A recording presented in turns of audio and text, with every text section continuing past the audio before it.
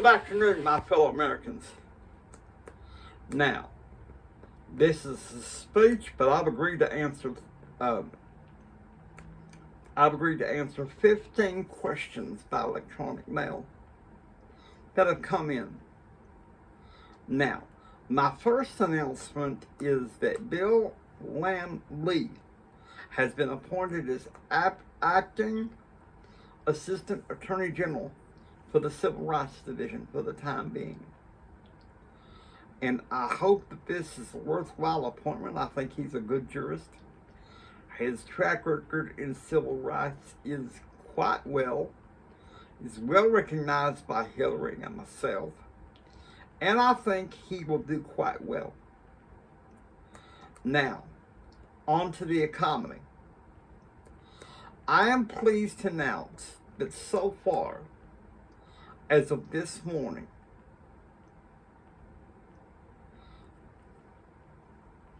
some tech stocks, namely Apple and CE Computing, which is a subsidiary of Humanware, have brought up the price despite the early morning volatility that has been brought about by the massive sale of Siri investments, which include oil and software. Needless to say, anybody could guess who made those tips and who did it. I may ask the SEC to further investigate. Now, as for the Middle East, and I'll be announcing further tomorrow, there is to be a meeting in Riyadh, Saudi Arabia. The United States, if all goes well, will participate in said meeting without any further argument or debate, whether it's a formality or if it's just simply a meeting where people are finally on the pathway to peace.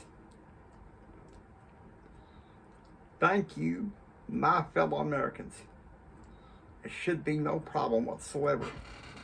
And we will move forward. My fellow Americans, I'm now answering the 15 questions. The first question is from Laura Eliason from NPR.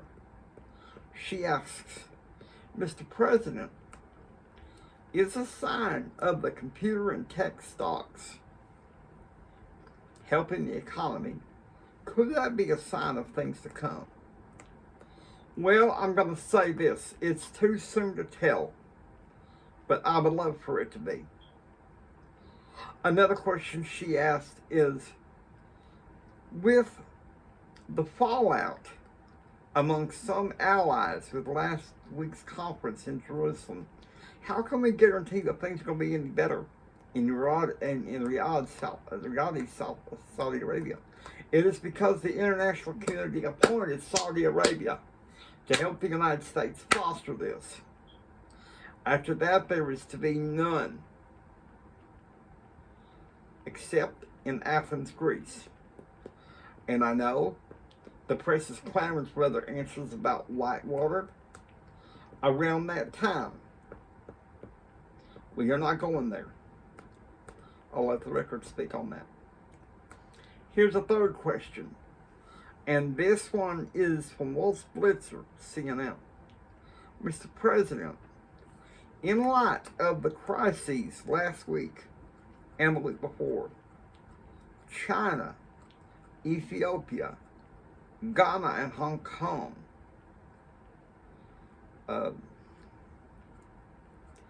Japan, Laos,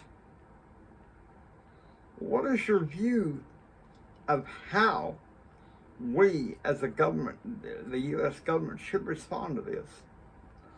I believe we are responding to the best of our abilities. Yesterday, I had a chance to meet with Fed Chairman Alan Greenspan. We agree at this point that throwing money at the problem, we agree with Treasury that that's not going to solve everything. It is up to the international community to solve their own crisis. We will do ours the best way we know how, by letting the market correct itself. Now, here's another question, and this one, ironically, is from Norma Sanders of the Tablet Hour.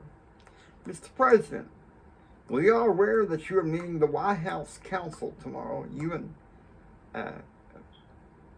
Mrs. Clinton, and that this is a critical time considering the Setstone loss suitcase. Are you certain that you as a president should not comply? I'm not saying we should not comply. As a matter of fact, I'll let the record speak on that. And he asked, do you believe Seth Stone has a right to sue you? I'll let the record speak on that. Okay, so that's 5 questions. We got time for 10 more. We got one more here from Elizabeth Cohen. No. Paige Hotstepper from the Tablet Hour. Mr. President, what is your opinion of this issue with the Paul Jones case?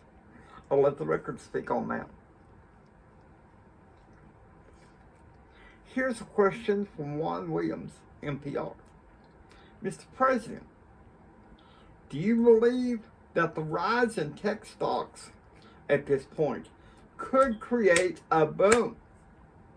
Or is it just a Pyrrhic anomaly?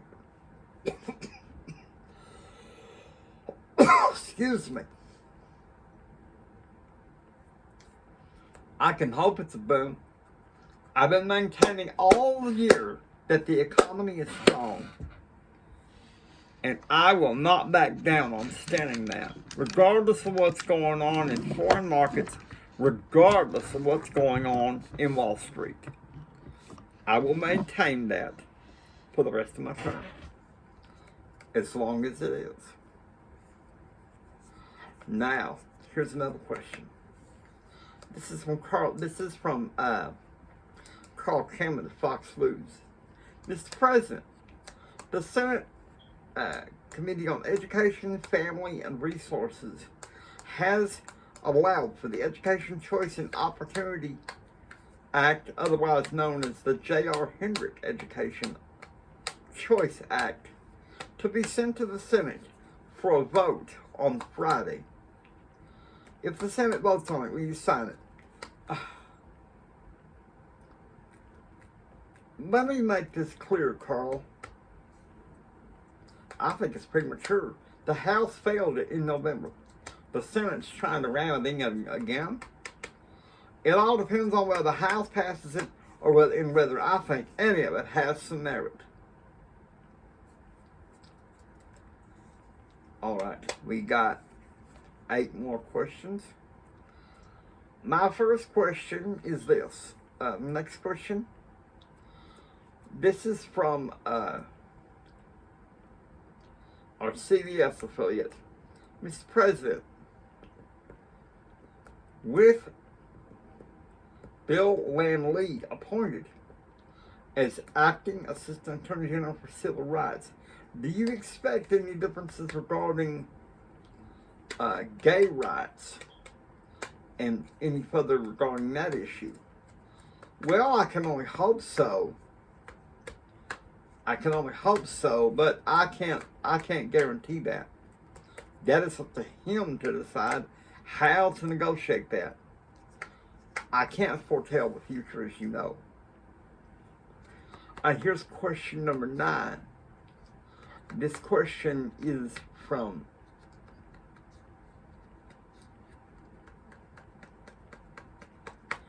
Crady Erickson from the Wall Street Journal. Mr. President, do you think these tech stocks will have any effect on the enforcement of justice and rights? I've always said that people have a right to technology, and that's why this past year I have tried to push forward legislation to have computers with the internet in every single school in the country. There is no sense why we can't have that. Okay. That's 10 questions. We're down to 5. Okay. Here's one from Lauren Oberman of CBNC. She's not including the tablet out, but I'll answer the best. She's got about, well, I'll answer her questions last. Here's a question from Jack Anderson. Oh boy. Mr. President, are you expecting for peace in Ireland to permanently exist at this point? I do.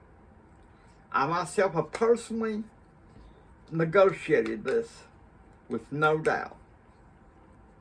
He also asked, Mr. President, why are we keeping troops in Bosnia at this point when it looks like it could be a quagmire? There's no quagmire. We've had some crises this year, but this is nothing new. We will continue to work toward this. Now, the last 3 questions from this lady, Lauren Oberman. Mr. President, do you think Paula Jones's lawsuit has a chance of succeeding? I'll let the record speak on that. Do you think the Paula Jones lawsuit will lead to other improprieties on your part? I'll let the record speak on that. One last question. Do you still deny that you ever sexually harassed Paula Jones? Let me say this one more time. I hope it's the last time this year. I did not sexually harass Paula Jones or any other woman. I never asked anybody to lie. These allegations are false, and I need to get back to work for the American people. Thank you.